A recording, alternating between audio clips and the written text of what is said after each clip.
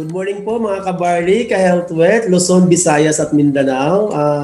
Yon sa Mindanao, mayroon tayong achievers doon na kay Pinsan Dennis. Kamusta naman dyan sa Davao? Sa grupo natin dyan sa Manila, kamusta po? Kamusta?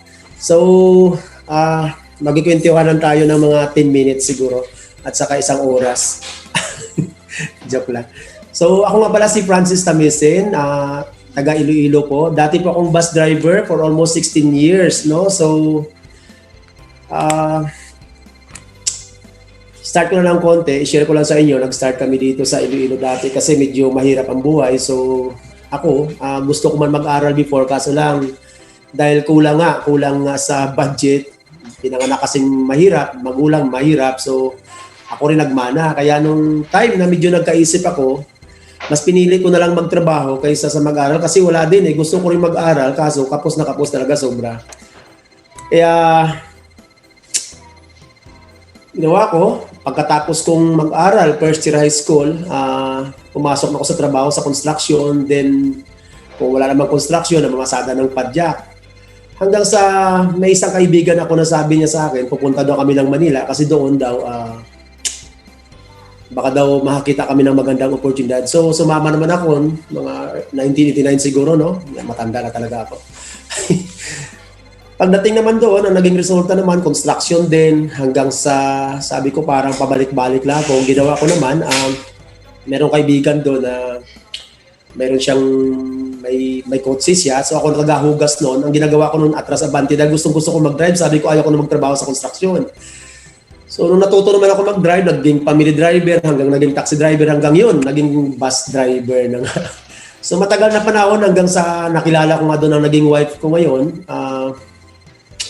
Yun yung naging buhay namin dati. Baga, parang binuhay ko na sa kanya. Yun na yung pagpamasada ng bus. Sobrang matagal na panahon yun.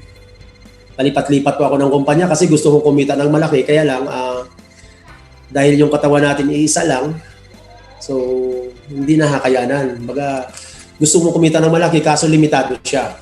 Dahil siyempre, umaasa lang din kami sa komisyon namin. Hanggang sa hindi inaasahan, dumating yung panahon na siguro dahil nga pagod na yung katawan, bumigay. Nakaproblema ako dati noon, ngumiwi yung bunganga ko, hindi ako makapagsalita ng diretso. Bago hindi na ako makalakad ng maayos. Pag inatake ako ng arthritis ko dati, sobrang masakit, mabigat. Ngayon, isa sa mga kaibigan ko nagpunta doon sa amin, sabi niya, bro, try mo tong produkto, ang green barley natin. Siyempre ako nung time na yon dahil nakasaklay-saklay, una naka-wheelchair pa ako ng isang linggo noon, tapos nagsaklay-saklay. Sabi niya, subukan mo. Di siyempre ako naman nung time na yun, gusto ko rin kahit ano na pwedeng makatulong sa akin, iinumin ko kasi tatay ko kasi isang atake lang nung araw at the age of 65, namatay siya kaagad. Bago yung kapatid ko naman, 28 years old, namatay din. Ang matindi, yung anak ko, 2006, diyan kami sa Paliparan nung araw, sa Maytas Marinas. Wala kaming alam kung ano yung karamdaman ng bata. Basta parang lagnat siya na sobrang tumaas. Tapos sabi nga ng doktor, nahulog daw sa meningitis, kaya bumigay din yung bata. So medyo masakit sa amin yon kasi nga panganay pa namin yon.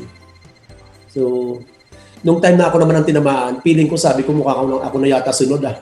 Kaya lahat na lang sabi ko kung pwede subukan ko para ma-try, gusto kong gumaling. So nagkautang-utang na kami. Wala, hanggang sa yun nga, dumating to isang araw yung produkto sa amin dahil ng kasamaan kong driver.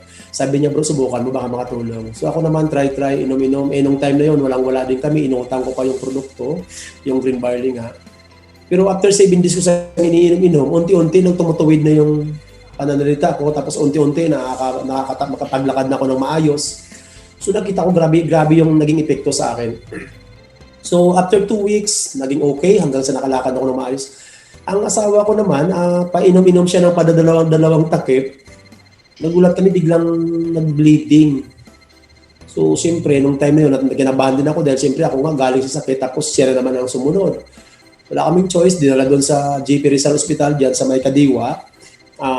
Pina-ultrasound, nakita nga meron siyang 6.5 na myoma. So wala kami pampapera, sabi ko sa kanya, sabi ko, tiis yung gasto sa akin, sunod-sunod yung sitwasyon namin. Bago anak ko, pabalik-balik din sa ospital kasi grabe, 3 sila lahat, may mga asthma. Pag umatake, mas grabe ang sitwasyon nila. So ngayon, sabi ko sa asawa ko, tiisin mo na lang. Ako naman, dahil siyempre kailangan kong talaga makarecover, inom-inom medyo dinadabihan ko, minsan nag-aapat at takip ako ng produkto ng green barley natin. Bago naman si Mrs. padadalawang takip lang kasi wala kami pambili ng time na yon. After 1 month na inom-inom niya, nagtaka kami bakit nag-stop yung bleeding. So sabi ko, ano ba kaya nangyari? Ba't ganito? Siyempre wala rin kaming alam, wala kaming idea sa ganun mga sakit. Pina-ultrasound ulit, sabi ng doktor, wala namang makita na na mayuma. So sabi ko, ano nangyari? Bakit ganun? So kami, wala kaming idea masyado. Sabi ko, sige lang, total, tumigil naman. Ang importante, tumigil na siguro, baka okay na at gumaling, nakatulong yung produkto. So wala. Ang ginagawa ko naman noon, nagsa-sideline ako dati kasi siyempre wala akong trabaho, hindi pa ako pwede makabalik sa bus dahil kagagaling ko lang sa sakit. So nagbibinta-binta ako ng basahan, yung tagpipiso diyan sa sa may Dasmariñas, yung bilog na basahan, tapos may dala akong coins, yung 100 na coins, yung 90 pesos na tagpipiso papalitan ng conductor ng 100 piso yon. Kasi wala akong trabaho noon, so yun muna ang sideline ko para lang makaka-survive kami. So tuwing umaga noon, alis ako sa bahay ng mga 3:00, nilalakad ko yun papuntang terminal doon sa may San Agustin. Tapos minsan lalakarin ko yun hanggang doon sa may Dasmabayan, galing doon sa Paliparan. Sabi ko, sayang naman makasave ko sa pumasahe, tapos parang exercise na rin. So bit ko yung coins, tapos yung basahan na nakabandel-bandel, ko yun, buhat-buhat ko. So pagdating doon, pamimigay ko yun sa mga driver, sa conductor. Pagbalik nila, saka na lang yung bayad. Tapos, gano'n naging buhay namin, yun ang pinasusurvive ko. Sabi ko, kung may makita lang naman akong opportunity, hindi na sana ako mabalik sa pagdadrive ng bus. Kasi doon na ako nadali, doon na ako nagkasakit, tapos wala nangyari. Survival lang talaga, kaya lang pagka inabot ka naman ng sakit, ubos din, negative pa, nag-utang-utang pa.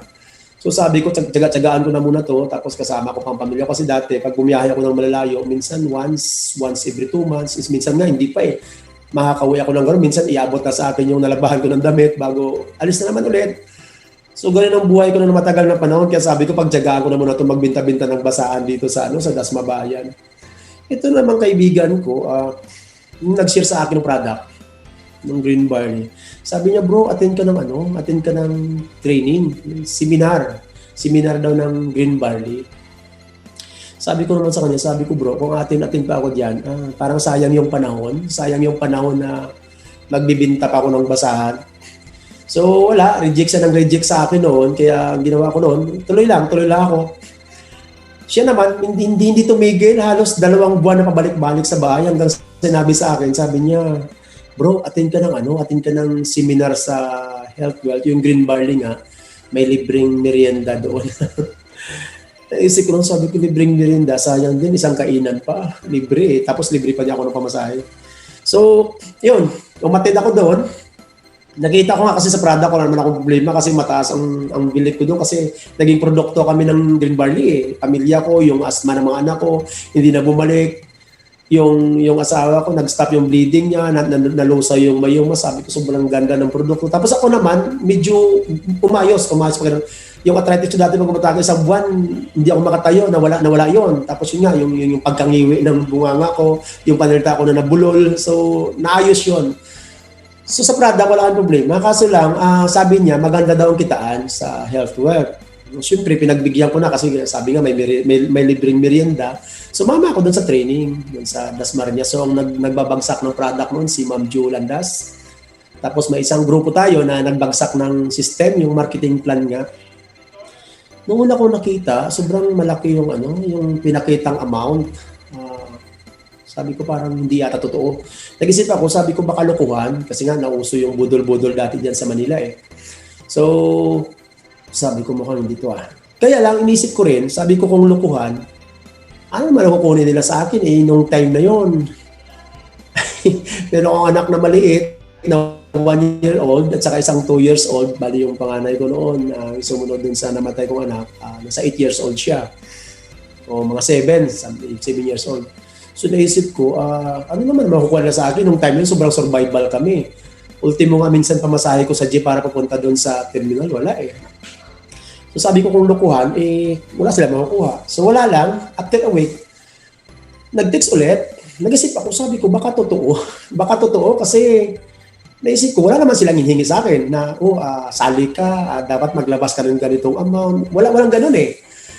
Sabi ko, baka totoo. So, after a week ulit, hindi na ako nagpasundo doon sa kaibigan ko. Nung nag-text, pumunta na ako doon sa training ulit. Ganun din. Alam niyo nangyari, inulit lang din ulit. Inulit yung system, inulit yung produkto, inulit din yung marketing plan. So, style ko noon, sabi ko, baka totoo nga. Sulat ako ng sulat noon. Bawat sinasabi doon ng speaker, sulat ako ng sulat. After nung speaker, kasi nung time na yun, nasa 80 hanggang 100,000 siya monthly. Pagkatapos na magsalita, inabangan ko sa baba, sabi ko, bababa ito. Bumaba nga, inabangan ko doon. Kinausap ko, sabi ko, sir, paano mo kinita yung 80 hanggang 100,000 monthly? Nung 2010 yun, ha? So, sabi naman niya sa akin, sabi niya, sir, ang product mo, di ba green barley yan? Sabi ko, yes, green barley. Sabi niya, pareho tayo, green barley din ginagamit ko. Yung kumpanya mo, di ba Health Wealth? Yes, sabi ko, Health Wealth. Tapos, yung system na iraran mo at niraran namin ngayon, pareho lang yan. Sabi ko, tama naman. So kung ano yung ginawa namin at gagawin mo, dadating yung araw na mag-100,000 ka rin, katulad nung sa amin.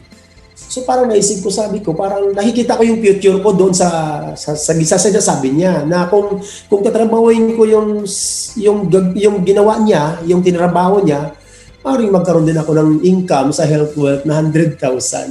So excited ako nung sabi ko, kayang-kaya ko to kasi siya, high school graduate, ako naman first year high school. Kaya sabi ko, kung sipag ang pag-uusapan, sobrang masipag ako kasi simple survival ang buhay namin, paano hindi ka magsisipag noon. So, nangyari, pag-uwi ko sa bahay, tuwa ako, excited ako, sabi ko sa asawa ko, ma, grabe palang kitaan dito sa green barley pa tawag ko nung araw.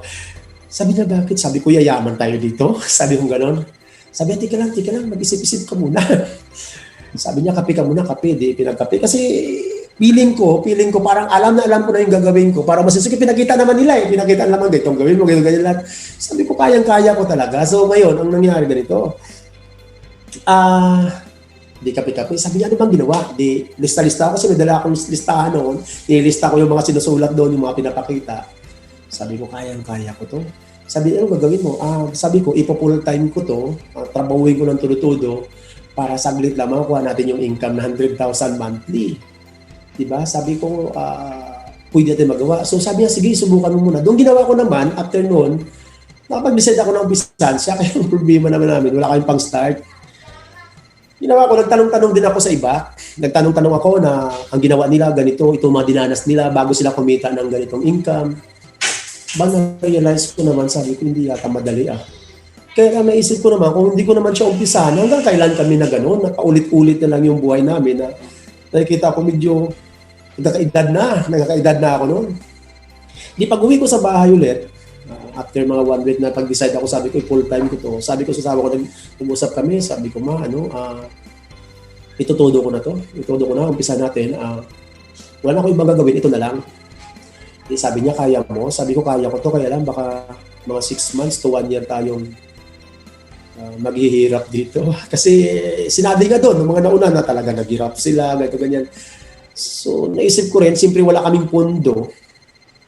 Sabi ko, mahirapan niya. Kasi nga, wala kaming pondo nun eh. Ay nasahan ko lang pangkain namin, yung binta-binta ko ng basahan, tsaka yung coins niya, yung pinapapalitan yung coins. Sabi ko, baka 6 months to 1 year tayong naghihirap.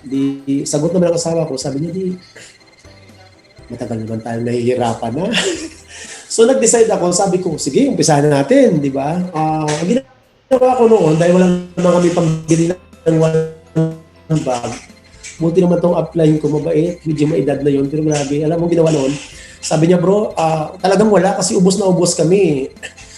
So ginawa ko noon, nagbinta-binta muna ako battle, binibigyan ako ng 10 bote noon, 15 bottles, minsan naubos ko ng 2 araw yun. So yung tubo, yun yung binibigay niya sa amin. Ang 300 pa nung araw ang produkto. Buti ngayon, medyo nagmura ng konti. So, binta-binta ako noon, yung tubo, yun ang kinukuha ko. Nagulat ako, 2009 June yun. June 2009, sabi niya sa akin, bro, i-dealer kita. Sabi ko, bro, wala naman akong panggabitan. Hindi, sige lang, tulungan muna kita kasi alam naman niya, talagang walang-wala kami. Wala naman akong pang-start noon. So, nagulat ako, diniler niya ako. Alam niyo, binta lang ako ng binta. After a month, nakaubos ulit ako ng isang bag. Aba, nagulat ako. Meron akong chicken na 450 pesos net. Kasi 500 yon, parang binawasan pa ng 10% na tax. So, 450. Nakalagay dun sa chiki, pangalan ko, sabi ko, wow. Siyempre sa buong buhay ko, first time ako nagkaroon ng chiki na pangalan ko nakalagay dun sa chiki. Nuntuwa naman ako, so sabi ko, ito pala yun. Kaya lang, nung time na yun, hindi pa naman siya ganun katudo talaga. Dahil parang excited pa siguro ako noon, kaya feeling ko okay lang, hindi ako masyado, kasi nasahan ko pag nakabinta ko ng 5 o 10 buti isang araw, may pangkain na kami. Medyo malayo doon sa target na 100,000 isang buwan. Sobrang malayo. Pero sabi ko, sige lang, kasi pininto naman sa akin ng mga pinagdaanan nila daw bago sila kumita ng gano'n. Kaya tiniis ko. Kaya lang dumating sa punto na hindi talaga madali.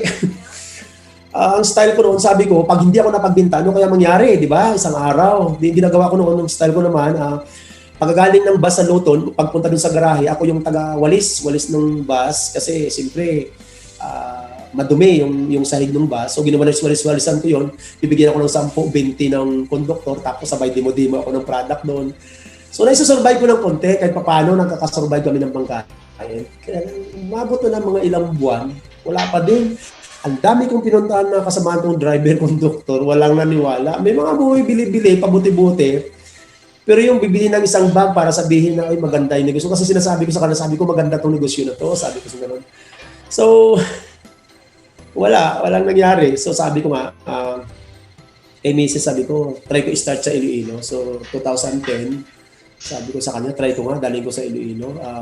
Subukan ko doon. So nagpaalam ko sa upline ko, sabi ko, subukan ko sa probinsya kasi mas siguro baka mas kayanin ko doon. So may mga upline ako nagsabi, sige bro, kaya mo yan. May mga upline ako nagsabi niyo, alam mo, yung mga taga-probinsya, umuwi sa Manila, luhaan, sabi gano'n. Hindi, sabi ko, kala ko to, sabi ko gano'n. So, ginawa ko noon dahil para may mabitbit akong product, yung mga tira-tira pa doon sa amin na mga bote, mga bakal-bakal doon, nagkakalat sa tabi. Pinag-iipon-ipon ko, yung mga kaldero na, yung mga luma na, pinapakinabangan, yung mga gasol na wasak na. So, bininta ko sa junk shop. Ang nangyari, kulang pa rin ng 2,000 para makabuo ako ng isang kit na bag ng produkto. May Bombay na nagpapautang doon sa tindahan sa baba. Kinausap ko, sabi ko, sir, baka pwedeng makautang muna ng 2,000, pandagdag ko na sa puhunan. Pagkikita naman, babayaran naman kita. So, buti naman, ginaranturan ako ng kapitbahay ko na may tindahan. Nakautang ako ng 2,000. So, nabuo ko siya. Ginawa ko noon, bago ako umuwi, nabuo ko yung isang bag. Araw muna ako ng aral. Alam may demo doon sa 13 Martires, sa Dasmabayan, sa GMA. Yung isang araw na parang yung may demo, pero iba-ibang oras, lahat yun inatinan ko. Kasi kung hindi ko yun matinan ngayon, hindi ko matutunan yung produkto, kahit yung product na lang muna.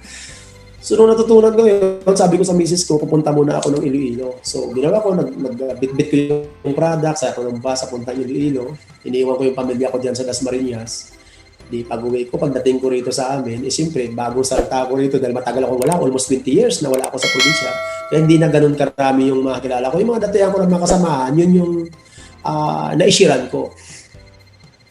Alam nyo, may grupo akong nabuo na 12 kami, mga barkada ko dati yun, yung mga kasamahan ko na mamasada ng padyak. Sila naman na mamasada ng habal-habal, yung familiar sa inyo yung habal-habal. So, 12 kami nag-start noon. Kaso lang hindi nga nag-survive yung mga kasamahan ko. So yun, hindi siya naging madali. Dahil sabi ko nga, kung hindi ko naman tatrabahuin, tingnan mo naman yung, well, ayaw.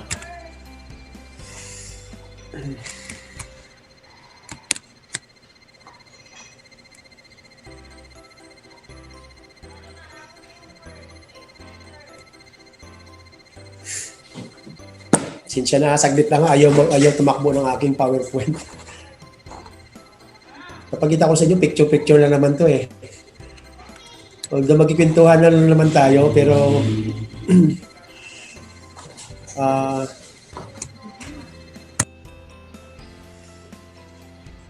Ayaw tumakbo. Siguro wala na lang PowerPoint. Ah,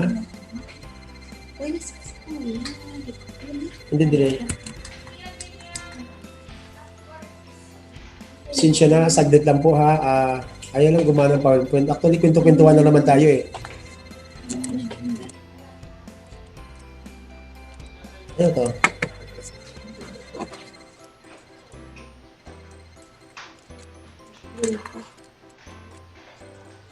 Okay. Ayaw. Sige lang. Kwentuhan na lang tayo. Ayaw gumana ng aking PowerPoint. So, yun. Siyempre, kailangan kong hatawin dahil nga, siyempre, may anak kong 3 noon. Mayroon akong asawa. Yung anak ko noon, isang 1 year, saka isang 2 years old. So, ayaw gumana ng aking PowerPoint.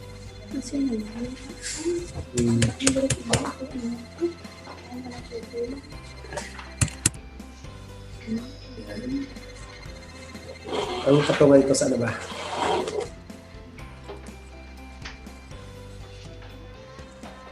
Wow. Okay. Ay, sila, yan yun na. Wala tayong PowerPoint.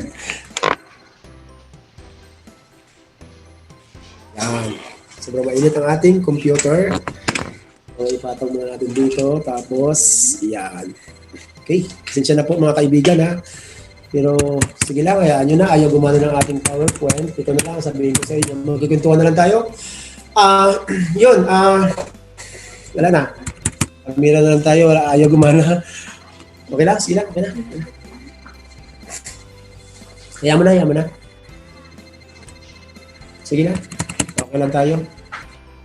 Tuloy tayo mga kaibigan. Pasensya na talaga. Ayaw na gumana ng ating PowerPoint. So yun, nakumpisa ako sa Iloilo. Okay na, Pel. Okay na lang. Isarado na lang. So nag-start ako dito sa Iloilo noon, 2010. Nag-start sa isang bag nga. Kaya lang, yun nga. Sige, Pel. Okay na. Ayaw gumana. Sige lang, okay na.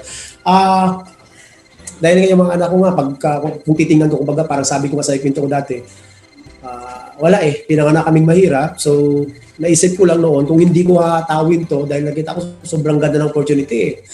Pag hindi ko naman hinataw to, yung mga minana kong kahirapan doon sa mga magulang ko, baka manahin din ang mga anak ko. That's why sabi ko, todo ko to. Sabi ko, hindi pwedeng ganito na lang.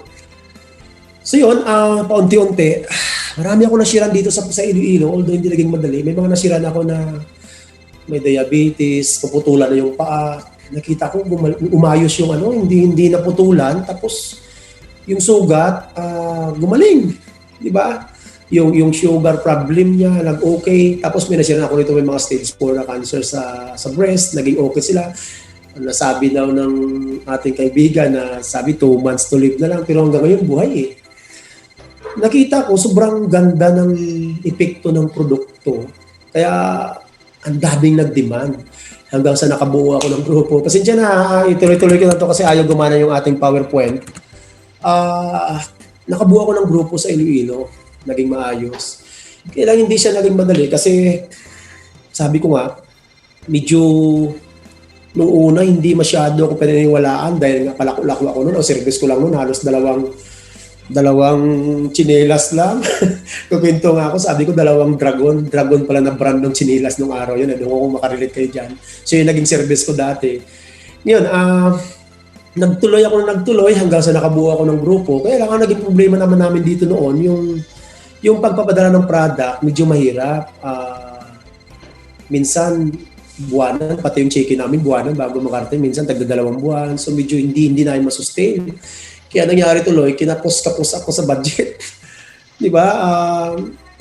Ang apartment na tinitira namin dyan sa Paliparan, medyo hindi ako nakabayad ng halos 3 buwan. Ang usapan doon, 2 months, pag hindi nakabayad, alis na. So ayaw ko naman na paalisin pa kami ng may-ari. So ginawa sabi ko kay Mrs., sabi ko, kung ano yung mapapakinabangan mo pang gamit, ibenta mo na lang, tapos yung medyo maayos-ayos pa, ibigay mo doon sa may-ari ng apartment para man lang para pambayad doon sa kulang natin na 3 months. So, ginawa naman ng asawa ko, bininta. Sabi ko, uwi na lang muna kayo sa Mindanao kasi doon kahit papano, kahit kangkong makakain kayo doon. Siyempre, wala na. Dahil nung time na nag-start ako dito sa Iloilo,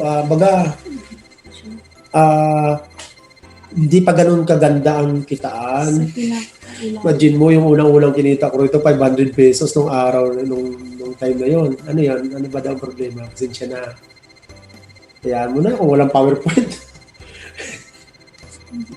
Hayaan mo na kung wala.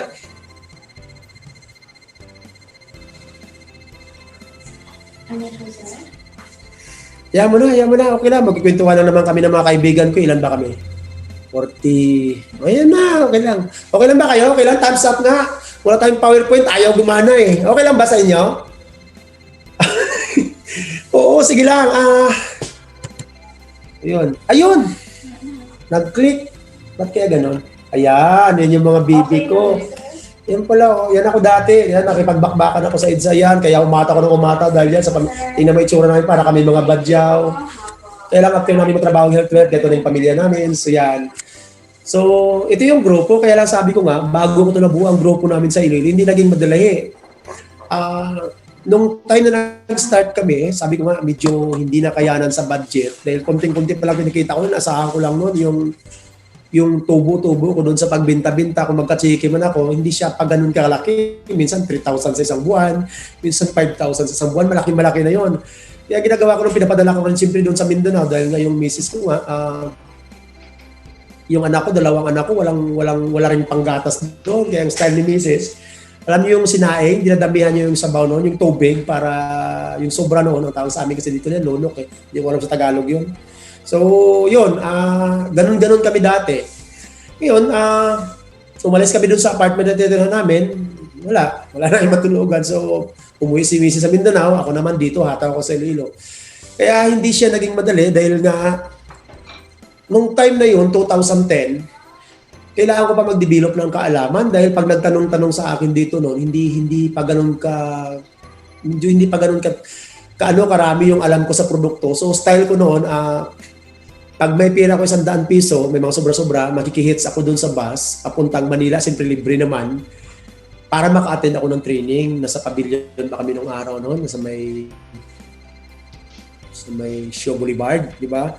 So pagdating naman doon, minsan madaling araw, antayin ko muna mag-open yung office, tapos doon tambay-tambay lang ako doon sa tabi, tapos pag wala pa, pupunta-puntahan ko muna mga kaibigan ko dati dyan sa Cavite. So pagkahapon na may training na, attend naman ako noon. Ang naging problema ko naman dati, after ng training, yung mga kasamahan ko, grabe, nakakotse na yan sila. Grabe, tuwa ako sa grabe. No? Pagdating ng araw, siguro ako ganyan din, magkakakotse din.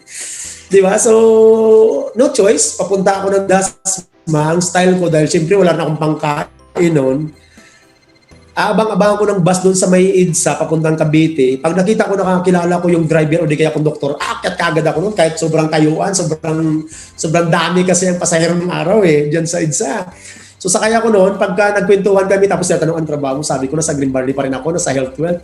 Kailangan hindi pa naman ganun kalaki ang kitaan. So pag nakita ko ng mga kasamahan ko na ganun, so ginagawa, pag narinig nila na ganun sistema ko, binibigyan ako ng 20, minsan 50 pesos. Lalo yung kumpare ko dati, lakas magbigay sa akin, tag-100, si paring Lorito Makiling, nako kasama kong driver yon. So yun, pagka binigyan ako, pagdating ng boni at nabigyan na ako noon, bababa ako, dito muna ako, bababa ako ulit ng boni, o di kaya doon sa may tulay, sa Guadalupe. Pagbaba doon, abang ulit ako ng bus, pag nakita ko, nakakilala ko yung driver, o di kaya yung doktor, akyat ulit. Pagka-akyat no, the same, kwentuhan ulit, anong trabaho mo? Sabi ko sa Health Wealth, kaso lang hindi pa ganun kalaking income ko. Sabi niya, nakatira ka pa ba sa doon? Sabi ko, wala na kasi umalis na kami doon kasi wala kang bayad. So, bigay ulit, 50 pesos. Baba ako ulit, pagdating ng Buendia, baba ulit. Sabi niya, dito ka lang. Sabi ko, dito muna ako, saglit. O, pagbaba ulit, abang naman ako ulit ng kasamahan kong driver, konduktor. The same situation, pag nakakwento, pagdating doon sa bandang Baclaran, baba ulit. Tapos sakay hanggang sa minsan, nakawalo, hanggang 10 sakay ako, hanggang Dasmariñas. So nakakaipon ako noon, minsan nakaka-300 ako noon, bago makarating doon sa Dasma, biro mo yun. So ang style ko noon, yung 300 na maipon ko, kinabukasan, papadala ko sa Palawan yun, papadala ko sa sawa. Kasi yung mga anak ko doon walang makain, nandun sila sa Mindanao, nakitira muna doon sa bahay nila. Siyempre, ang hirap din ang buhay doon, sa probinsya din sila doon, malayo sa sibilisasyon. Kawawa may mga bata. Sabi ko sa asawa ko, kunting tiis na lang at makakaahon tayo. May isang taon na kami halos noon. Hindi, yun. Ang ginagawa ko naman, siyempre wala akong patulugan doon. May kaibigan akong gwardiya dyan sa may Gibara, na may Petron dyan. So sabi ko, bro, may katulog muna ako nito kasi wala akong matulugan eh. Sabi niya, sige, okay lang. Hindi ko kuha siya ng maliit na karton doon. Eh, may jacket naman ako na may hood. Eh, ano ko sa ulo ko yun. Tapos sandal ako doon, tulog lang ako doon. May bag naman ako maliit. So, walang ligo-ligo muna kasi nahiya naman ako pumunta sa mga kasamahan ko nung time. Lalo na pag gabi-gabi na, ayaw ko naman nagisingin sila para nakikitulog. Although pwede naman siguro, kaya nahiya naman ako. Naunahan ako ng hiya na magiging pabigat pa sa kanila. So, doon na lang muna ako, nakikitulog ko doon sa Petron. After a day, attend ulit. Kinabukasan, punta ako rin doon sa may pavilion. Attend ako ng training. Meron akong suki doon na nagbibinta ng quick-quick. Alam niyo naman siguro kung ano yung quick-quick, no? Yung prito na ano. So, yun, ikakain ako doon. Sapat na yun. Tapos hingila ako ng tubig na nawasa kasi pag bumili ka ng mineral water, wala naman akong pambili noon. So, inom ako ng 2 baso ng sold na makakapagdighay naman eh. Tapos attend ako ulit ng training, ulit. Tapos lista.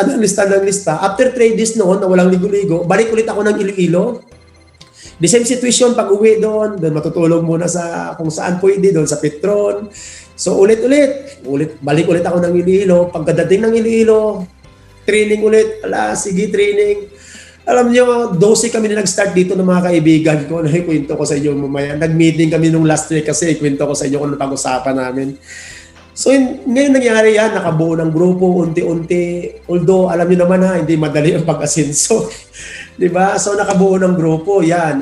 Tapos ang naging problema na next namin dito, yung cheque namin, yung produkto, naging mahirap sa amin kasi yung cheque, kailangan pa namin na may ma-authorize muna doon sa Manila para makuha yung cheque namin. Pag wala kaming ma-authorize, yung iba nagpapagawa kami ng SPA, okay lang kung nandun yung mag-claim ng cheque. Pag wala at nasa ibang probinsya din, so wala kaming cheque na matatanggap after 1 week, 2 weeks. Minsan umaabot siya ng 1 hanggang 2 buwan.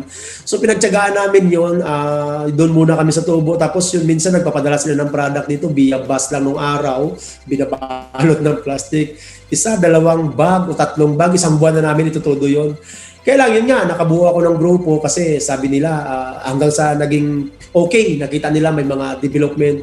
Yun, nabuo namin ng grupo. Tapos nabiyaan naman tayo na nabigyan ng service center. Yan nga. Nakapunta pa rito si Sir Joey at si Ma'am Vicky. Alam niyo, problema ko kasi dati dito, kaya alam mo, medyo, sabi nga, kahit medyo nahiyaman ako noon, pero sinubukan kong lumapit kay Sir Joey. Sabi ko kay Sir, si Sir Joey pa dati, presidente natin eh. Ngayon si Ma'am Vicky na. Sabi ko, Sir, hirap na hirap kami sa cheque sa Iloilo kasi hindi namin makukuha. So sabi ni Sir Joey, dapat magtayo kayo ng service center. Ang sabi ko naman sa kanila noon, sabi ko, Sir, kahit wala kami service center sana, importante lang cheque. Kaya lang, siyempre, kailangan para mapadala ang cheque, 2 lang eh. Pwedeng magkaroon kami ng SPA o di kaya may mga ino-authorize para mag-claim or may service center. So, unong time na yon, wala din naman kaming pera na pang-start. Although, mayroon na kaming pondo na konti noon. Sabi ko ba, mahirap So, ginawa ko ng utang muna ako sa Bombay. Meron akong kaibigan dito Bombay na inutangan nung araw. Grabe, sobrang bait. Nag-start lang ako sa 2,000 na utang noon hanggang naging 5,000, naging 10,000. Pinangkakapital ko dati sa bag. Kasi wala eh. Wala namang magtiwala sa akin dito ng mga mag-anak. Kahit 500 nga, ayaw magpakairan ng kapatid ko. Sinsya na. So, yun. Hanggang sa umabot ng 100,000, pinapautangan ko noon. Tapos weekly ako nagbabayad. Nai-rolling ko na yung product, nakakabayad. Hanggang sa yun nga, nag-start kami. Hanggang sa sabi ko sa Mumbai, sabi ko, pairemon muna ako pang kapital ko sa pang-start namin. Hanggang sa yun nga, napalaki. Alam nyo, hindi siya naging madali, pero dahil siguro sa dedikasyon, nakita ko na sobrang ang paniniwala ko nga sa produkto, grabe. Tapos yun nga, yung opportunity na napakaganda. So nabuo namin hanggang sa yun nga, naging natural na. Alam nyo, dahil doon, nabibiyaan tayo, naging service center owner, tapos naging awardee naman tayo. Medyo marami kasi first time ko naging awardee 2014, top 20 to. Sabi ko nung una, parang ayaw ko pa sana. Sabi ko, ano ba yung awardee? At saka alam nyo ba, sa buong buhay ko, first time ako nakasuot ng Amerikana, dito lang sa Health. Kasi pag-aakit ka sa stage nung araw doon sa Manila, dyan sa Manila, kailangan ng Amerikana kasi awardee. Sabi ko, ito pala yun. Nung una, medyo nangangati ako. Parang hindi ako sanay kasi siyempre sanay ako dati na t-shirt lang. So, ito pala yun. Parang unang-una akong umakyat sa stage. Parang nabingi ako noon. ganito pala, parang hindi mo marinig kung ano yun sa paligid mo. So yun, 2014 first time, tapos nagsunod-sunod, nahataw lang kami ng hataw, nagsunod-sunod siya. So 2015, 2016, 17, nagtuloy-tuloy na, 2018 hanggang 2019, naging top 1 na tayo, tapos 2020 naging top 1. Sana ngayong taon, 2021 pala rin pa rin. So ang service center naman namin dito sa Iloilo, halos 3 taon na rin na nagiging top 1 sa pagsisikap. So yun, 2011, una-una namin binili, sabi ko kailangan yung sasakyan. Alam mo na, na-issue pa ako sa sasakyan na yan. Nung una, nagpaalam ako sa magulang ko, sabi ko sa nanay ko, sabi ko, Nay, bibili ako ng sasakyan. Kinantsawan pa ako, sabi nila, ano ba, nanaginip ka ba, tanghaling tapat, tapos gising ka pa. Ganun talaga sa probinsya, no? Pag alam nila na siyempre wala ka, dahil taga-lako-lako lang naman daw ako ng barley. Sabi pa ng kapatid ko dati, tigilan ko na daw yung paglalako-lako ng barley kasi parang nabaliw na daw ako, kawawa na yung pamilya ko, hindi na makakain dahil sa nabaliw-baliw na daw ako sa kalako ng green barley. Pero hindi ako tumigil noon, kaya nung nagkasasakyan ako, nung una na-issue ako na sabi nila sa kumpanya daw. Kaya lang, nung hindi na umalis sa bahay, sabi niya parang kanya talaga. Nung una, na ano pa ako dito noon kasi siyempre alam naman nila dati ang trabaho ko, namasada ng padya, construction boy ako noon. Tapos bigla ka na magkasasakyan, kahit segunda mano, siyempre ang issue, baka daw naging drug lord na ako. Grabe, no? Kaya lang nagtuloy-tuloy ako noon, hindi ko pinansin yung mga sinasabi ng tao. Nagtuloy ako, yan. Kay misis yan dati ginagamit. Hanggang sa nakabili ako ng 2015 na Montero. Nung araw, alam nyo, panaginip na panaginip. Meron kaibigan na mayroong ganyan. Alam nyo, hiniyakap-yakap ko yung Montero niya. Sabi ko, dadating yung araw, magiging akin ka rin talaga. So, ginawa ko noon, dahil pangarap na pangarap ko siya, kumuha ko ng mga pictures, tapos nilagay ko sa kisame na tuwing makikita mo siya. Minsan, alauna madaling araw, pag nakita ko yung tsura niya, gigising na ako. Ayaw, hindi na ako makatulog doon dahil sabi ko, gustong-gusto ko siya makuha. Pero alam nyo, hindi nagtagal, nakuha ko rin. Nakuha siya kasi siguro dahil sa sobrang dedikasyon. Excited na excited ako noon. Kaya nagkaroon ako noon, ang ginawa ko naman, sabi ko si Mrs. dapat magkaroon din, kaya bumili ako ulit ng isang bago pa. Yun, actually mayroon pang dalawa niyan dito. Binili ako ng isang araw ulit na ganyan. Kasi paborito ko siya. Tapos may mga pick up na kaming binili bago yung mga yan nadaanan ko lang din sa Cavite, wala akong service kaya binili ko rin.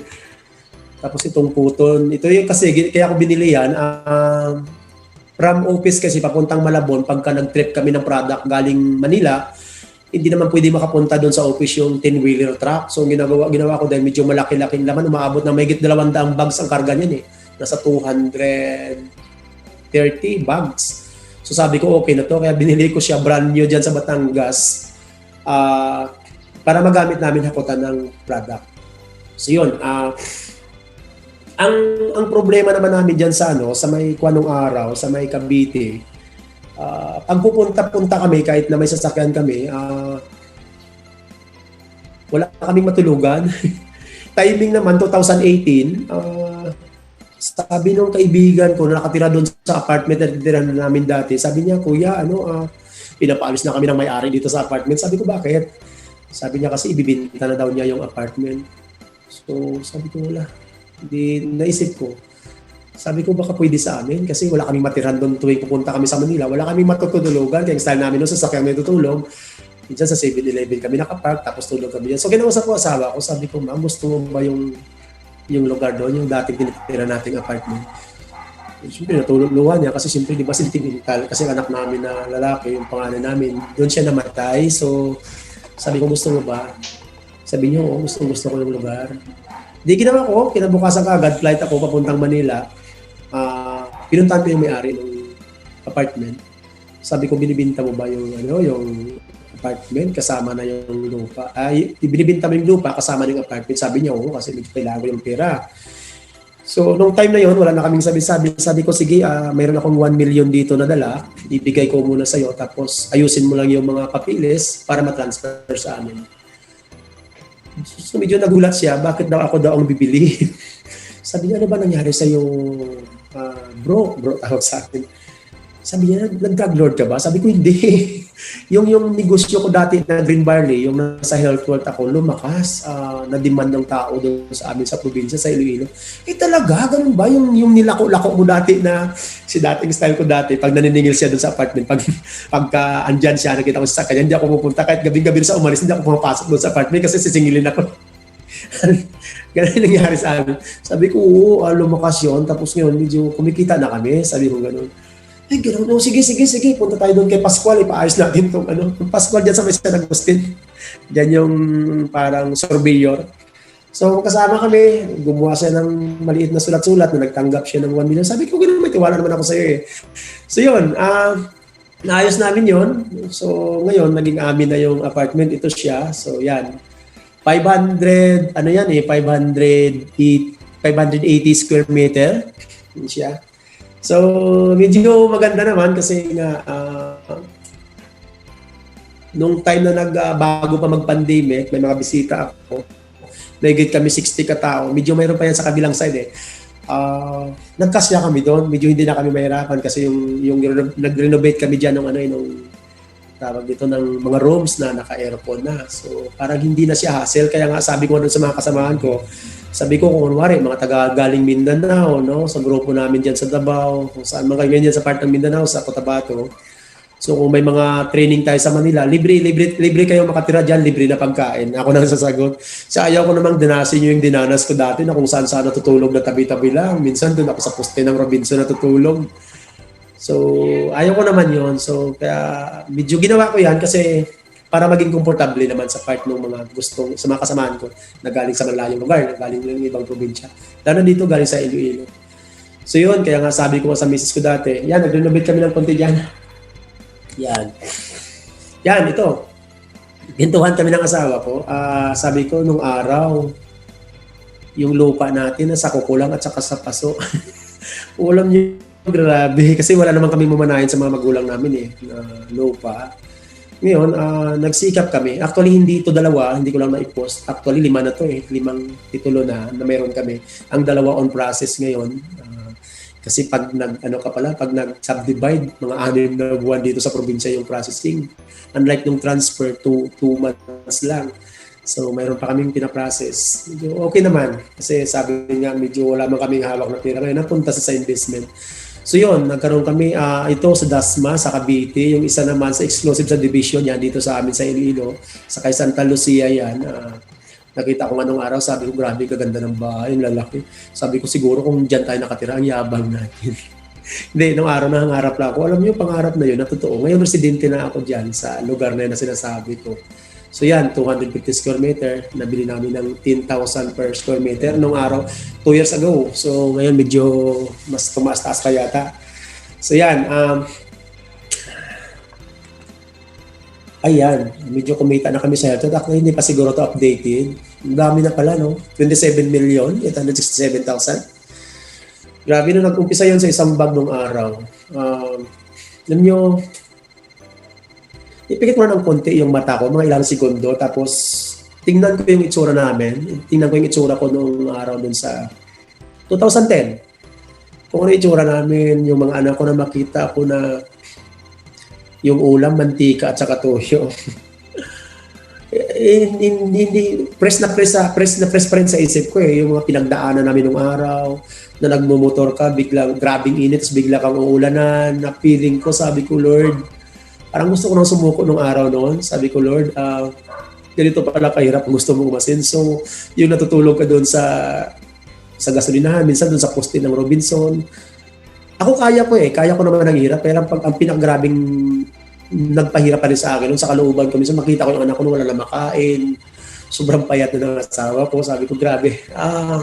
Alam niyo, minsan, sabi ko, unang-una, siyempre, nagpapasalamat ako sa Panginoon. Grabe. Tapos, siyempre, ang health wealth. Grabe. Kaya nga sabi ko nga kayo ngayon, nanonood kayo, alam nyo, sobra napakaswerte nyo, nandito kayo ngayon sa health wealth. Alam nyo, ako, sabi nga, nag-meeting kami ng mga kasamahan ko. Yung sinabi ko sa inyo kanina, 12 kami nag-start dito noong araw. Mga kaibigan ko yun, dati yung kasama na masada ng Kadyak, yung mga kasamahan ko na masada ng habal-habal. Nagkita kita kami nakaraan. Apat kami nagkita-kita, tatlo kasi iba wala na rito, iba kung saan na nakarating. So na-meet ko yung mga kasamahan ko, yung dating nag-start na kasamahan ko, nag-umpisa kami, ang sabi nila sa akin, sabi niya, bro, grabe, sinwerte ka talaga sa negosyo mo. Sabi ko, bakit? Di ba sabi ko, nung nag-start tayo nung araw, 12 tayo, after 4 months, sabi ko, ang natira, 8 na lang tayo. Sabi niya, oo nga eh. Tapos after 6 months, 4 na lang. 4 na lang kami natira noon. After 1 year, ako mag-isa natira. Ako yung nagtuloy. Ang sabi ko naman sila, kaya nung nagkita kami, sabi ko, di ba, dati nag-start tayo 12, ngayon ako na lang natira. After 1 year, ako natira. Tapos sabi niya ngayon sa akin, swerte. Sabi niya gano'n. Sabi niya, oo, swerte kasi ikaw, iba na buhay mo ngayon kasi nga, kahit papaano, parang hindi na ako natatakot na pagka nagkaedad ako, tumanda na hindi na kaya ng katawan ko yung magtrabaho para kumita. Parang wala na akong kabad doon kasi feeling ko, ngayon ramdam na ramdam ko na darating ang araw na kahit hindi na ako magtrabaho, yung kita tuloy-tuloy, nagiging passive na siya. So yun parang ganun siya. So sabi nila sa akin, sabi nga nung kaibigan ko, swerte daw. Nagkita-kita kami kasi kasamahan ko sila dati nung nag-start eh. Sabi ko hindi, wala mo bro, sabi ko doon sa kasama ko, nag-meeting karalinggo lang, doon kami sa bits, nilibre ko na sila, 4 lang naman kami, 3 natira dito na dito ngayon eh. Actually na mamasada pa rin naman sila ng habal-habal hanggang ngayon. That was 11 years ago. So sabi ko hindi, kasi ang swerte talaga, hindi ako masyado naniniwala doon. Sabi niya, bakit? Tingnan mo buhay namin, tingnan mo yung buhay mo ngayon, di ba swerte yan? Sabi ko, hindi. Kasi ang gumagawa talaga ng swerte at malas sa buhay mo, palagay ko, ikaw yun. Sabi niya, bakit? Kasi 2010, nag-decide tayo na idiretso to. Nagawin natin tong opportunity kasi yayaman tayo. Nung time na yun, kahit paano nga, kayo may motor, ako wala nga eh. Naglalakad lang ako, kayo may motor. Sabi niya, kaya lang, tingnan mo naman ang nangyari sa atin noong 2010. Sobrang mahirap. Sobrang pagod, ulan ni init pang inabot natin. Tapos kakunti ang kita, sabing gano'n. Sabi ko, tama naman. Nung nag-start, pare-pareho naman tayo. Kahit paano nga, kumikita sila noon dati. Kahit paano, pakunti-kunti. Kasi may mga motor sila. Kaso sumuko kayo, sabi ko gano'n. Sabi niya, kasi hirap eh. Ang sabi ko naman, tingnan mo sitwasyon mo ngayon. Ako tumuloy. Nag-decide ako na idiretso to. Nag-decide ako na hindi sumuko. Kayo nag-decide na sumuko. Nag-decide sila na wag na kasi pagod at hirap daw. Tapos kinakantsawan pa kami. Ganun daw. Ulan, init, lipas, gutom, lahat dinanas namin dito. So, sabi ko, oo, naintindihan ko naman. Kaya lang, tingnan nyo yung sitwasyon nyo ngayon. Dahil sumuko kayo, ako hindi. Ito na ako ngayon, ganyan pa rin kayo. Pero di ba, tingnan mo yung sitwasyon. Kung titingnan mo, yung sitwasyon mo ngayon, pagod at hirap din naman. Di ba? Yung namamasada ka ng padyak, pagod at hirap din naman, ulan init din naman eh. Sabi niya, oo nga. Sabi ko, ba't pinili mo? Bakit nag-decide ka na yun ang gagawin mo? Ito, ganun din naman, pagod at hirap din. Yes, siyempre, oo. Pero tingnan mo naman ang naging resulta. Kaya medyo na-offend ng konti isang kasama ko, hindi, bro, sinerte ka. Sabi ko, hindi. Nagdesisyon lang talaga ako na ituloy ito. Nagdesisyon ako na ituloy ito dahil sabi ko, alam ko na aasinso ako rito. Hindi kayo sumunod. So, wala. Sabi nga, swerte lang talaga. Sabi ko, hindi. Nasa decision making talaga. Alam nyo, sabi ko nga, 2010, yung sitwasyon namin sa ngayon, sobrang malayo, siyempre. Dito ko naranasan sa Health na kumita na may 1 milyon isang buwan. Alam nyo ba yun? Na, yung pili na akala ko noon, sabi nga nila, pulse hope. Ako rin nung araw ako, nung kumikita pala ako ng 450 pesos noon, 3,000, 2,000 isang buwan. Feeling ko rin naman eh. Kaya lang nung dinanas ko na kumita ng 100,000, 200,000, 300,000 buwan-buwan, kumita ng kalahating milyon buwan-buwan. Hanggang sa umabot na nga kumikita na ng 1 milyon isang buwan. Totoo pala yan. Totoo yan, totoo. Kasi may mga pastor ako nakasama dito, sabi nila, walang imposible daw kasi mayaman naman ang Panginoon eh. Humingi ka lang daw ng humingi, tapos sabayan mo ng trabaho, tapos ipagkatiwala mo rin sa Panginoon, magabayan ka, mangyayari. Alam nyo, yung income na mayroon kami ngayon, sa totoo lang, feeling ko, nag-uumpisa pa lang.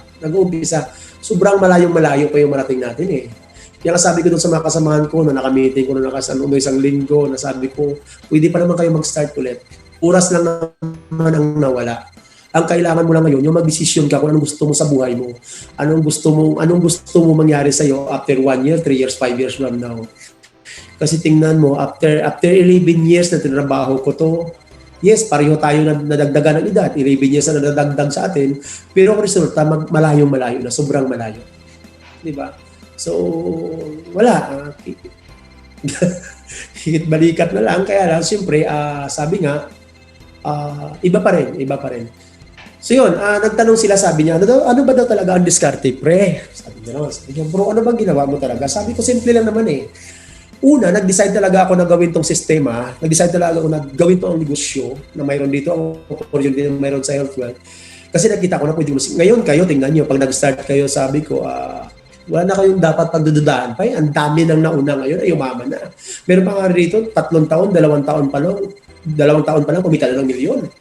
Diba? So, wala na kayong dapat pagdudaan. Sabi niya, ano bang diskarte? Sabi ko, simple lang. Una, nag-develop muna ako ng skills. Ang skills kasi, napaka-importante. Actually, halos lahat naman ng mga tao na umasenso, ng mga yumaman, nag-aral talaga yan. Nag-aral talaga yan kung paano gawin tong sistema na to. Ako nga dati, sabi ko nga, kahit wala akong matitirahan, wala akong matutulugan doon sa Manila, sa Cavite, pinipilit ko makapunta ron kahit wala akong pamasahe, nakikilibre na lang ako sa mga bus. Dahil gusto ko matuto. Kasi kung pag hindi ako matuto sa ganitong sistema ng negosyo, wala akong ituturo sa mga kasamahan ko. Diba? So una ko inaral ang product, inaral ko yung negosyo. Diba? Yun nga, tinuturo naman sa atin lagi sa Zoom meeting natin. Everyday halos yan. Gumawa ng prospect list, diba? Nag-follow up, napaka-importante kasi yun eh. Tapos ABC role hanggang sa yun nga, centering. Tapos ang pinaka-importante sa lahat din, sa ginagawa ko dati sa pag-develop ng skills, pag natuto ka na, wag mong kalimutan, magturo din. Kailangan marunong ka rin magturo kasi hindi po pwedeng ikaw lang ang marunong. Kasi pag ikaw lang, baka mapagod ka, kapatid. Baka mapagod ka lang. Sabi nga, di ba, may mga kasabihan nga na kahit kumita lang ako ng 1%, kung 100 naman katao, okay na rin. Tama ba? Kaysa dati na namamasada ako ng bus, pag hindi ako nag-effort ng 100%, wala akong kita. Ngayon, alam nyo, sa totoo lang, siyempre, kailangan ko na mag-effort kasi nga, na-mindset na talaga ako na nasa isip ko na lagi na, okay, kahit paano ako, narating ko na yung mga pangarap ko, kahit paano, okay na kumikita ako. Kailangan under my organization, may mga tao na talagang matindi ang mga pangarap na hindi pa nila naabot. That's why na kahit na gusto ko man magpahinga, always nagpapahinga naman, pero hindi ko pa rin sila pwedeng pababayaan. Na malaking bagay pa rin na maituro mo sa kanila o doon sa mga kasama mo under your group, yung mga na-experience mo rito sa sistema ng negosyo o yung mga kaalaman na develop mo. So sabi ko nga sa mga kasamahan ko, sabi ko na develop lang ako ng skills. Ang skills naman mga kapatid, simpleng-simple lang. Kasi paulit-ulit eh. Palagay ko naman kahit ano kakahina, dahil paulit-ulit, matututo ka. Lalo na kung pag-uusapan, pagbabago ng buhay pinansyal. Bakit di mo gawin? Di ba? So, ganun. Sabi ko sa kaibigan ko, ganun ginawa ko, Brad, nag-develop ko ng skills. Sabi niya, kami din naman dati nag-aral. Oo nga, may gusto kang mang-abot. Di ba? Sabi nga, gusto mo maging teacher, maging engineer, o maging abogado man. Kaya lang, pagdating ng second year mo, pangalawang taon mo sa profession mo, nahirapan ka kasi kailangan mo mag-aral, kailangan mong gumastos, kailangan mo magbigay ng oras at saka effort para magawa mo. Kaso lang, pagdating mo ng second year, at nahirapan ka na, anong choice mo? Tumigil. Pag tumigil ka na, hindi ka makakatapos sa pag-aaral o sa profesyon na gusto mo. Sabi ko sa kanila, ganun din naman dito sa pagninegosyo. Gusto mong yumaman, kaya lang nung nahirapan ka na, tumigil ka, hindi ka talaga yayaman. Ganun lang din. So yun, nag-develop ng skills, tapos nagturo, napalaki ang organisasyon. Now, pangalawa, mindset. Napaka-importante nito mga kapatid. Sabi ko nga sa kanila, yung desisyon na ginawa ko dati, talagang nilagay ko talaga sa isip ko na gawin ko to. Nag-decide ako na gawin para sabi ko, nakita ko na talaga na medyo magiging maganda ang future ko rito. So, nagkataon lang na medyo nag-negative kayo, ako naman, nag-positibo sa sitwasyon. Kasi sabi niya, pre, mahirap eh. Sabi ko, wala namang madali. Di ba? Wala namang madali. Kaya lang sabi ko, yung failure na nangyari sa akin dati, ginawa ko siyang opportunity, doon ako natuto. Kahit na, sabi nga, kung isipin ko dati, siguro, natutulog ka sa kalye, yung mga anak ko na hirap, wala na makain. Siguro, gusto ko na rin sanang sumuko. Kaya lang, hindi ako nagpadaig doon. Sabi ko, bakit ako susuko, di ba? Dati naman ako mahirap, wala naman akong babalikan na. So, yun, nagtuloy. Alam niyo yung mindset. Sabi ko sa kanila, nag-negative lang kayo, nag-positibo ako.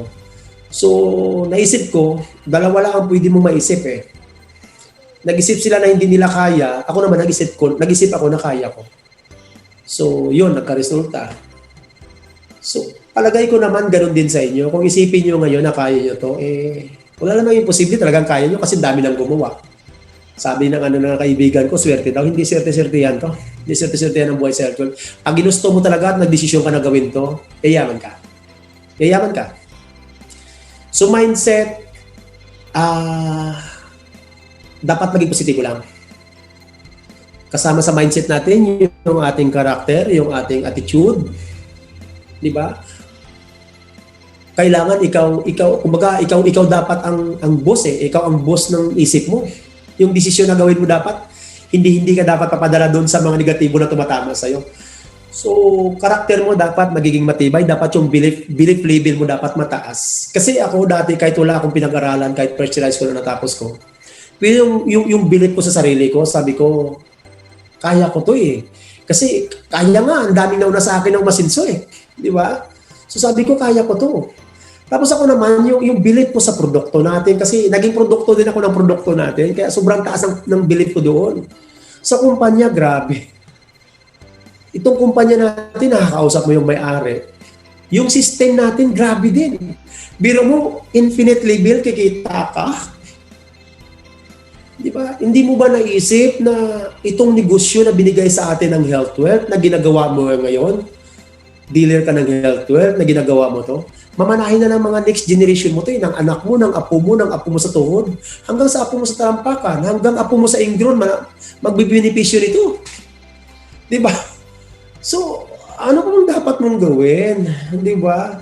Kasi sabi nga, minsan kasi sabi nga ng kaibigan ko, kasi talagang, yun nga, laging sinasabi mahirap. Yes, totoo yun kasi isip mo lang naman ang nagsasabi nun eh. Pero sabi ko nga minsan, may mga bagay na kayang gawin ng katawan mo, pero yung isip mo pumipigil. Di ba? Dapat maniwala ka sa sarili mo na kayang-kaya mo.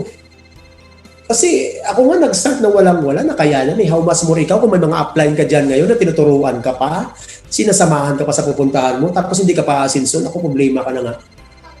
Grabe. Diba, nakayanan na namin dati na solo-solo, independente.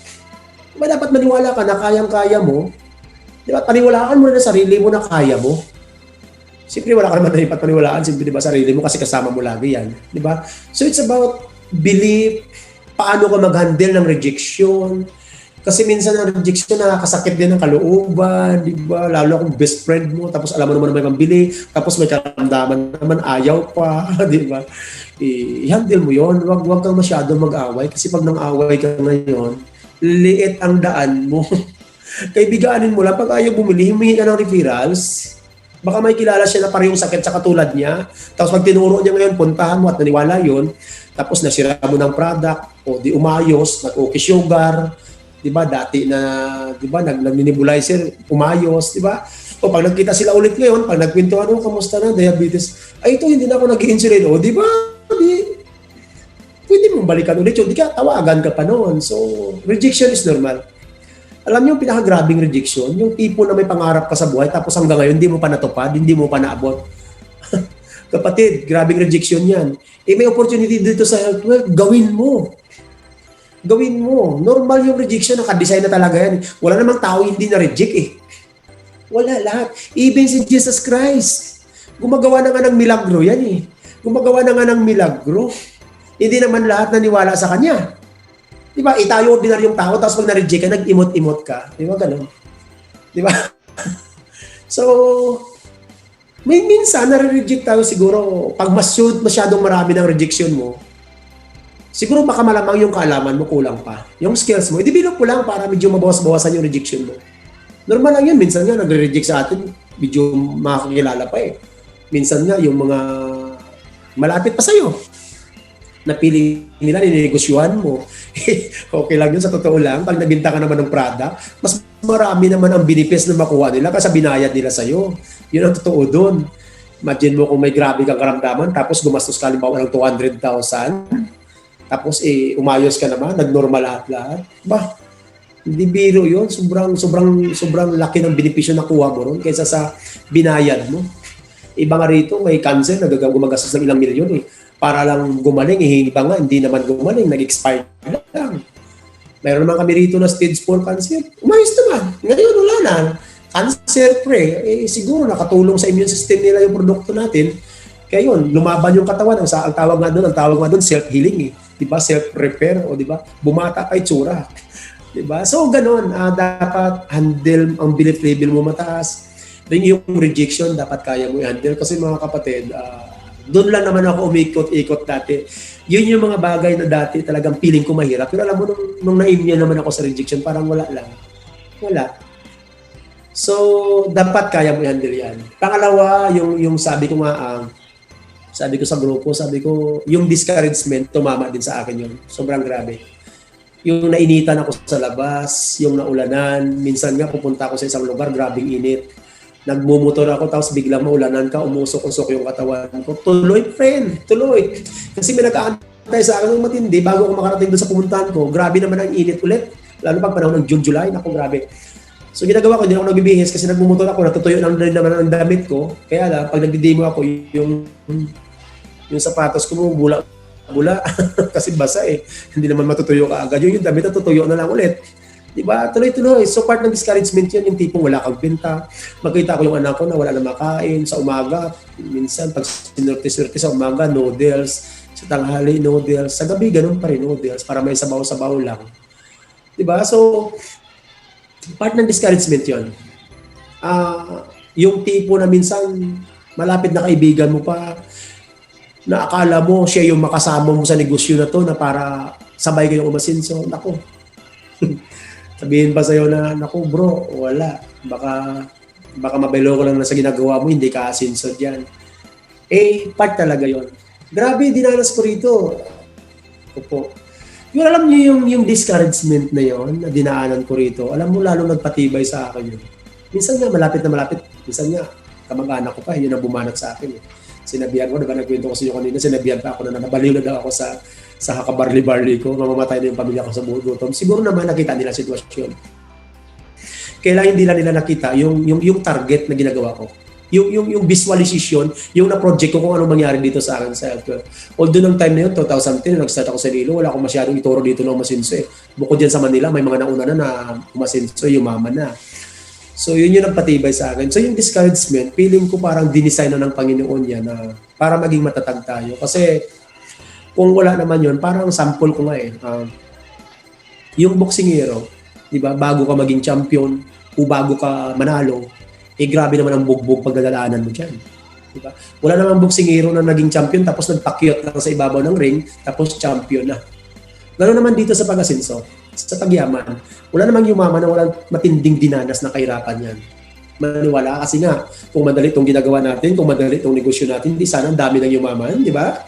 So, hindi siya ganun kadali. Kaya lang, isang advantage natin ngayon dito sa HealthWealth, alam nyo, ang dami ng taong nauna sa inyo na umasenso na.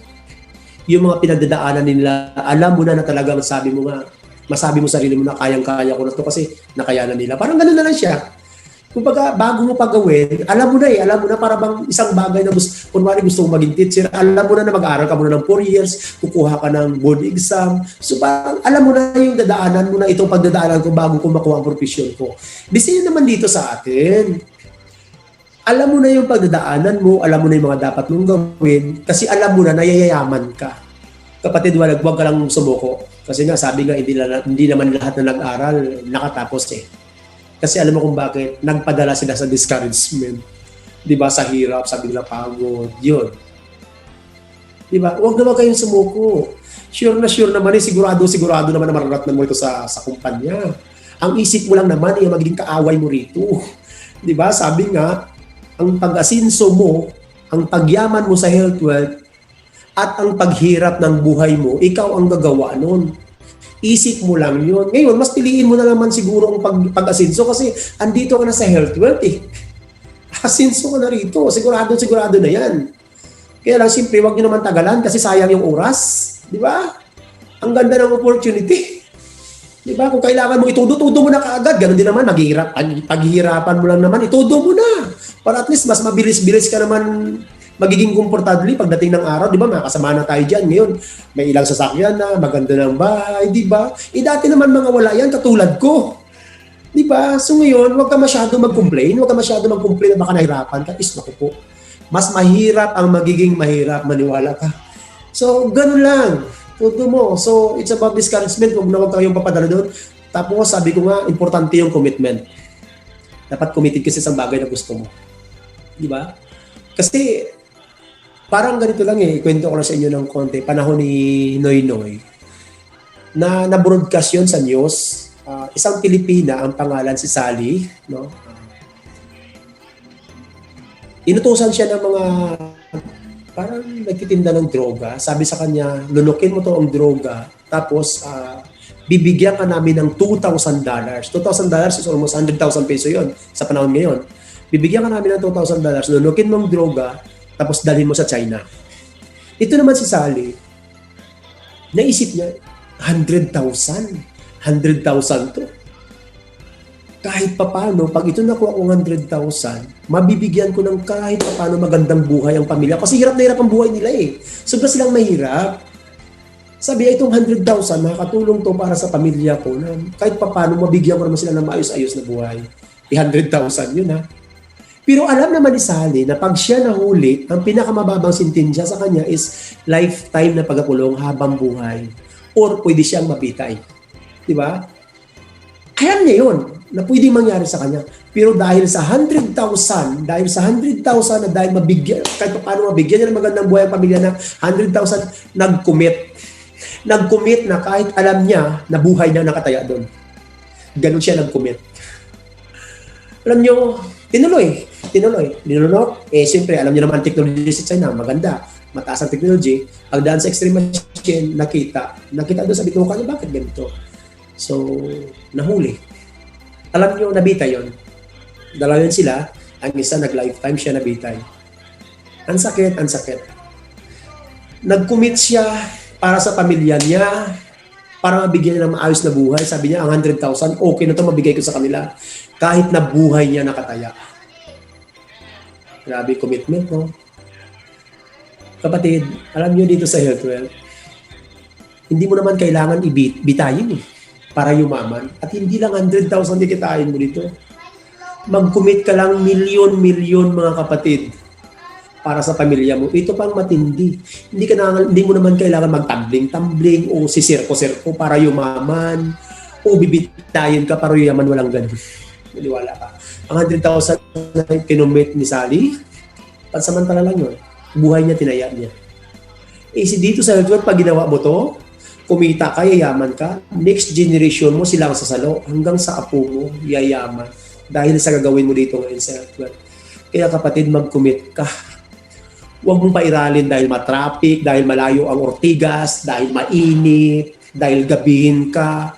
O kapatid, ang iba pumupunta sa abroad, hindi lang ginagabi, tinataon pa. Nagko-commit na kahit pagdating sa abroad, hindi naman sila ang amo doon. Pag uwi sa Pilipinas, hindi naman sila yumaman. Ako, pasensya sa mga nag-abroad ha, pasensya po. Marami yung kilala dito kapatid ko dati nag-abroad din. Ngayon, sobrang hirap yung buhay. Tinutulungan ko manegosyo, ayaw. Kasi nga daw mahirap din. Hindi niya inisip na buhay niya ay mahirap din. So, ganun na mga kapatid. I-commit nyo. Pag sinabing aralin, maswerte nga kayo ngayon. Ang iba kahit nasa bahay lang nakapag-aaral Diba? Kung kailangan mo maulan ng initan, i-go mo, matraffic ka, i-go mo, i-commit mo. Kapatid, pansamantala lang ang ulan init dito, pansamantala lang yung rejection dito, pansamantala lang yung discouragement na yan. Pansamantala lang yung pagod, puyat at traffic dito. Tandaan mo, pag ginawa mo ng 1 taon, 2 taon, pangatlong taon, kapatid, ikaw nang sumasakay sa sariling kotse mo, ikaw na rin nakatira sa sariling mansyon mo. Naku po. Diba? Dapat ganun. Alam mo ang kagandahan sa health wealth? Mo ha, nag-commit ka, umasinso ka, yumaman ka, pero ang dami mong taong matulungan na nabago din ang buhay. Maniwala. Yun yung kagandahan dito eh. Alam mo kasi ako may mga kilala ko na yumaman din. Yumaman lang sila pero marami silang inagrabyado. Sabi nila, sige, mag-invest ka sa akin, magiging triple, magiging doble pera mo. Ayun, kawawa, nagbinta naman ng kalabaw, nagsangla ng lupa, ngayon, di na naibalik. Yun naman kaibigan ko, yumaman. Pero ang dami niyang kaaway. Hindi siya yun eh. Yumaman na siya lang. Dito sa health wealth, yayaman ka, pero ang dami mong taong matulungan. Maniwala ka sa hindi na lang pira ang pag-uusapan natin dito. Yung mga taong matulungan mo, maturuan mo paano umasenso, yung mga taong nabago buhay, naku po. Ngayon, pag hindi ka pa nag-commit, kapatid, sa ganitong sistema, sayang naman kung nabigyan ka pa ng magandang pangangatawan, maayos na pag-iisip, palagi ko naman, normal naman tayo rito. Binigyan ka ng Panginoon ng mga magandang pangangatawan, maayos na pag-iisip. Alam niyo, blessing na yan. Pag wala pa nangyari sa buhay mo, hanggang ngayon, ang iniisip mo pa rin, paano, pera pa rin ang problema mo, naku, maniwala pa. Binigo mo ang creator mo. Sayang naman na ikaw pa yung isinilang dito. Diba? So sana, andito ng health wealth. Ang daming tao ngayon sa labas, naghahanap ng opportunity. Kayo napakaswerte nyo, nandito kayo ngayon sa health wealth. Diba? Tapos ngayon hindi ka payayaman, hawak-hawak mo ng opportunity. Ano ka ba? Diba? No? Diba? Iba nga halos nyo nagdadasal araw-araw sa Lord, mayroong opportunity dadating sa akin. Gusto ko masinso. Kaso mo nga eh. Hindi pa nila nakilala ang health wealth. Kayo pang iniantay nila, inaantay kayo sa labas. Diba? Nandito kayo ngayon. I-share nyo yung opportunity kung ano mayroon dito sa health wealth. Lalo na kagandahan ng produkto. Diba? So, gawin natin to mga kapatid. Naku po, sobrang ganda. Ako lang masabi, sobrang blessed na blessed ako sa mga taong nakasama ko rito. Si Ma'am Cora, sila Sir Mil. Lapitan nyo. Gusto nyo masinso ng mas mabilis, maghanap kayo ng mentor. O kung medyo gusto mong lumapit kay Sir, nalalapitan naman si Joey. Si Ma'am Vicky, naku po, sa staff, magtanong kayo. Or mas madali lapitan din talaga sila Sir Mel, si Ma'am Cora, di ba? Sila Chris, sila Mark Freeman, sila Jet, sila Malu. Naku po, ang dami mga kagrupo natin diya sa grupo nyo. Sila Pastor Lobby, yung mga kasama natin nagtutok. Ang daming alam mga yan. Tulungan sila kung paano mag-execute ng mabilis. Hindi naman paganda ang lalaki to, advantage mo lang kung talagang medyo magaling ka talaga, may profession ka, at medyo tisoy at tisay ka. Advantage ng konti yun, pero hindi rin assurance yun para yaman. Pabilisan na para ng execution to. Pabilisan na rin ng gaya-gaya to. Sabi nga, di ba? Wala namang masama kung mangkudigo di ba? Manggaya. Kung ginaya mo ng mga taong yumaman at yaman ka, okay yun, di ba? Di ba? At kung manghihingi kayo ng advice lang naman mga kapatid, doon na sa mga umasinso, kasi kung hinga mo ng advice dyan, baka mas may pira ka pa sa tao na yun, di ba ka wala rin, anong advice ibibigay sa iyo noon? So doon kayo maghanap kayo ng mentors, at least isa o dalawa o tatlo kung pwede, para mas bibilis kayo. Kasi yan mga sila, dinaanan na nila yung mga sitwasyon, dinaanan nila yung sistema lahat. So mabilis ninyong masundan ka agad yan. So commit, kahit malayo yan, kung halimbawa taga Batangas ka, ang mentor na gustong-gusto mo, taga Quezon City, puntahan mo! Ang iba nga naghanap pa ng boarding house para matuto dati, para makapag-aral ikaw, ilang minuto ka lang naman o isang oras o 2 oras kayo mag-usap habang nagkakape-kape. O di ba, usap kayo, sir, tanungin mo, sir, paano ka bang umasinso dito sa ginagawa mo sa health wealth? Ituturo naman lahat sa inyo yan. Di ba? So gawin mo yun kasi kami nga, taga-probinsya Di ba? Kung wala lang pandemic ngayon, baka linggo-linggo nandyan kami sa Manila. O once a month, nasa Mindanao kami kasi, di ba? Alam nyo, sabi ko nga, commitment, even wala ka naman sa health wealth, ganun din naman Lalo kung nag-i-employ ka, pasensya na nag-i-employ ganun din naman. Kahit masama pakiramdam mo, punta ka sa trabaho mo kasi, di ba, committed ka. Although alam naman natin, hindi ka nagiging masaya dyan. Pasensya na Kasi may survey naman na halos 80% hindi masaya sa ginagawa nila Ako nga, tawag ko dun sa kasamahan ko, sabi ko, naging alipin ka na. Sabi niya, bakit naging alipin ka na sa kahirapan? Kasi bagay na hindi mo gustong gawin, pero ginagawa mo para kumita. Samantalang sa health wealth, magiging masaya ka, lalo na kung mga kasamahan mo dati, nakita mo talagang hirap na hirap. Tapos ngayon, makasalubong mo, nakakotse na, naku, sarap ng buhay.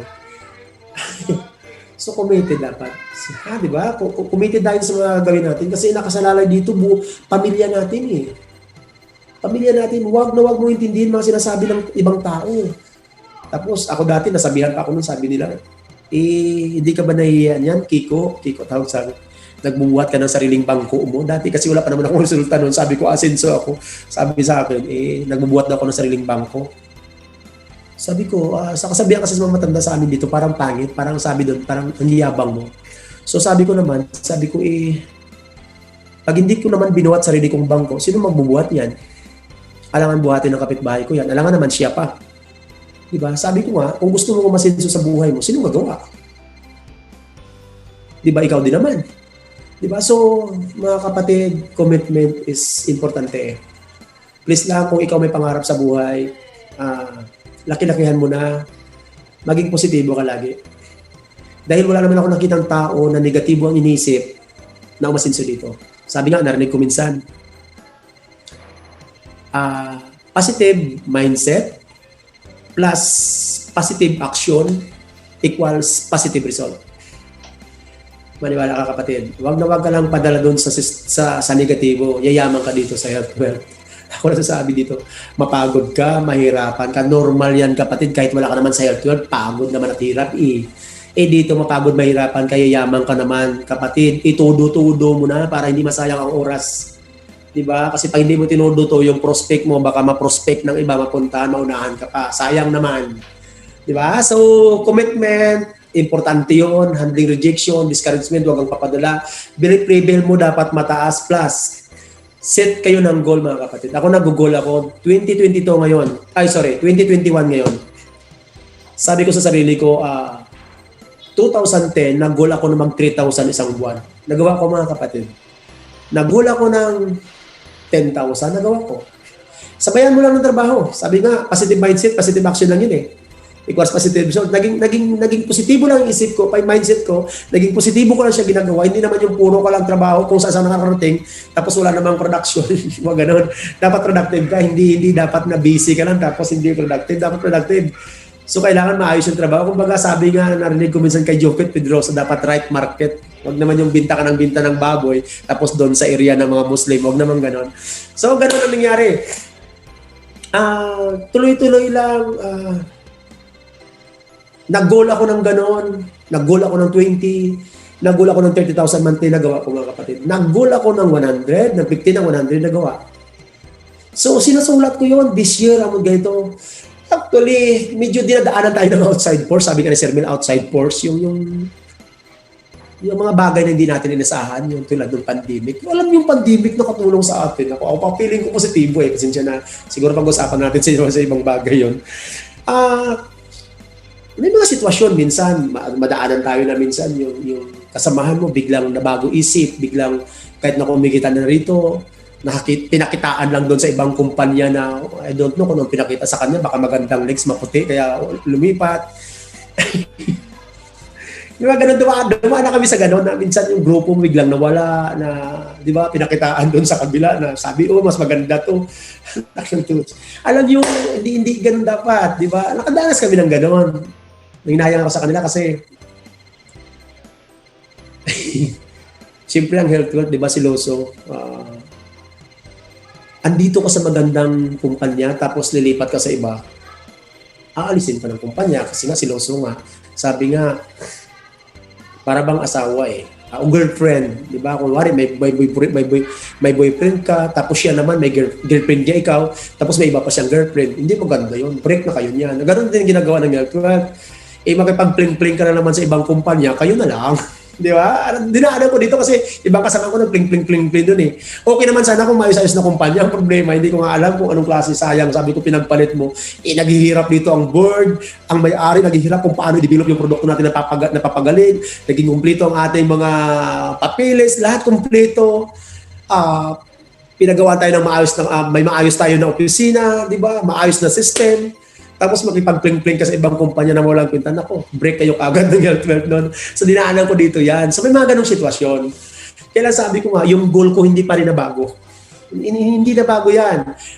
Sabi ko nga, nag-start ako dito dati mag-isa, nagawa ko ngayon pa kaya, may materials na, may tools na gagamitin. Ilan yung sasakyan nyo ngayon? 9 na piraso na yan. Sabi ko nga, may product kami rito. Yung kaalaman namin, kahit paano na-develop na ng maayos-ayos, hindi pa kaya namin maabot yung goal namin. Kaya ako nag-goal ako, sabi ko 2022, i-hit ko ang first 2 million ko per month dito. Sabi ko nga, gagawin ko yan. Yun yung goal ko. So, tingnan natin kung mangyari. Sana naman, hindi naman ako ma-reject. Pero ako niniwala kasi ako, ang yaman ng Panginoon eh. Tapos nandito tayo sa tamang kumpanya, ang ganda ng produkto, ang galing ng board natin, ang staff okay. Pinapakinggan naman tayo, kung may problema tayo sa labas, paano mapabilis ang negosyo natin. Tinuturo naman sa atin ng kumpanya. Ginagawa yun si Ma'am Vicky. Naku po, grabe Ma'am Vicky. Thank you so much sa inyo. Sa inyo, Sir Joey, grabe. Sa mga tao na kapaligid sa atin, uulitin ko lang, lapit kayo sa mga tao may mga resulta na. May mga resulta na maayos ang pag-iisip ha, kasi baka mamaya iba dyan, nagka-resulta lang yan, baka hindi silang gumawa niyan. Walang alam yun, sigurado ako, joke lang, pasensya na. So, may mga ganun, set tayo ng goal. Ngayon, kung walang-wala ka man, 0-0 ka ngayon, kapatid, ilagay mo lang to sa isip mo lagi, kung kaya nila, kaya mo. Diba? So, sana, ako ang ginugol ko lahat. Ako sa sarili ko, sa organisasyon ko, at sa inyo, sa ating lahat na nandito sa L12, huwag nyo sayangin itong opportunity. Trabawin natin ng maayos to. Hindi naman nagpapabaya ang kumpanya natin. Yung mga mentors natin na sa taas, grabe sila Ma'am Jo, nandyan yan, para tumulong sa atin. Sila Jonathan, magagaling yung mga tao na yun eh. Diba? Kung manghihingi naman kayo ng advice dun sa mga tao may mga result na maayos. Diba? So, kapatid, sa Health12, dapat stand proud tayo, di ba? Stand proud dapat, kaya dapat ipagmalaki natin ang kumpanya natin. 15 years na tayo this coming March. Wow! Ano pa kaya magiging itsura natin? Another 15 years? Naku, sobrang yaman na natin. Grabe. Na-imagine ko na sobrang na-imagine ko na. Grabe. Kapatid, actually, kung ikaw bago ka ngayon, mas mabilis ka ngayon, 1 year, 2 years, 3 years, ang ganda na magiging resulta mo. Wag ka lang sumuko. Kasi pag sumuko ka, hindi mo na marating ang gusto mo sa buhay. Sayang naman at ang dami pang umaasa sa'yo, lalo na kung may mga anak ka, may pamilya ka na nag-aantay sa'yo. Maniwala ka na ikaw ang magiging way kung paano mabago ang buhay nyo pagdating sa pinansyal. So, kapatid, asahan ko yan. Sa next natin pagkikita, March 30 ako ulit. Yan ako na. Siguro, ulitin ko lang din. Magkwentuhan lang din tayo ulit. So, sana maging maayos. Sabi ko nga, it's about skills na develop mo and mindset na mayroon ka ngayon. So, thank you so much, mga kapatid. So, kita-kita tayo ulit sa dadating na March. Thank you so much sa inyo. To God be the glory.